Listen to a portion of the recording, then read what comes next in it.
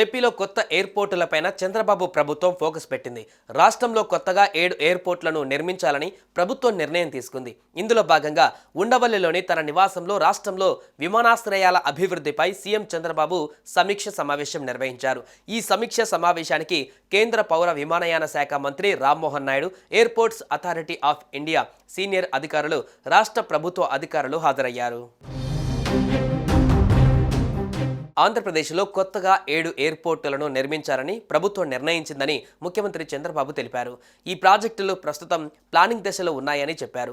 కొత్త విమానాశ్రయాల ప్రణాళికలతో పాటు విమానాశ్రయాల నిర్మాణం, విస్తరణపైన సమీక్షలో చర్చించిన చంద్రబాబు రాష్ట్రంలోని కుప్పం, దగదర్తి, శ్రీకాకుళం, తాడపల్లిగూడెం, నాగార్జునసాగర్, తుని, అన్నవరం, ఒంగోలులో కొత్త విమానాశ్రయాలు నిర్మించాలనేది ప్రభుత్వ ఆలోచన అని, వాటి కోసం పనిచేస్తూనే రాష్ట్రంలో విమానయాన విశ్వవిద్యాలయం, శిక్షణా కేంద్రం ఏర్పాటుపై దృష్టి సారించాలని సీఎం చంద్రబాబు నాయుడు అధికారులను ఆదేశించారు.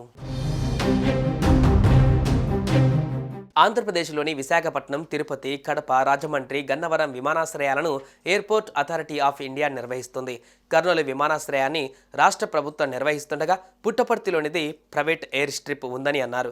వీటితో పాటు భోగాపురం అంతర్జాతీయ విమానాశ్రయానికి సంబంధించిన పనులు కొనసాగుతున్నాయని సీఎం చంద్రబాబు గుర్తు చేశారు. పెరుగుతున్న అవసరాల దృష్ట్యా రాష్ట్ర ప్రభుత్వం మరో 7 విమానాశ్రయాలను ప్రారంభించాలని నిర్ణయించినట్టుగా సీఎం తెలిపారు.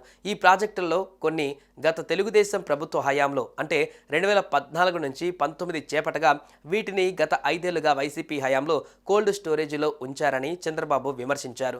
ప్రస్తుతం వాటిని మళ్లీ ట్రాక్లోకి తీసుకురావడానికి తాము సంకల్పించామని చంద్రబాబు తెలిపారు. కుప్పం విమానాశ్రయానికి సంబంధించి సాధ్యాసాధ్యాల నివేదిక సిద్ధమైందని, ఈ విమానాశ్రయం నిర్మాణము 2 దశలలో చేపట్టాలని ప్రణాళిక చేశామన్నారు చంద్రబాబు. మొదటి దశలో 683 ఎకరాలు, రెండవ దశలో 567 ఎకరాలు కలిపి మొత్తం 1250 ఎకరాలను ఇప్పటికే గుర్తించామని, అయితే దీనికి సమీపంలో IAF, HAL, బెంగళూరు అంతర్జాతీయ విమానాశ్రయాలు ఉన్నందున ఇక్కడ గగనతల పరిమితులను క్రమబద్ధీకరించాలని సూచించారు. ఇందుకు సంబంధిత వర్గాల నుంచి NOC తీసుకోవాలని అధికారులను చంద్రబాబు ఆదేశించారు.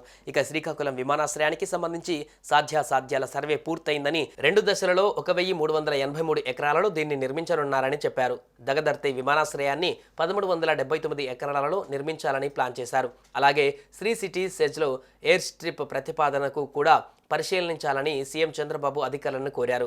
ఇక ఒంగోలు విమానాశ్రయానికి 657 ఎకరాలను గుర్తించినట్లుగా అధికారులు తెలిపారు.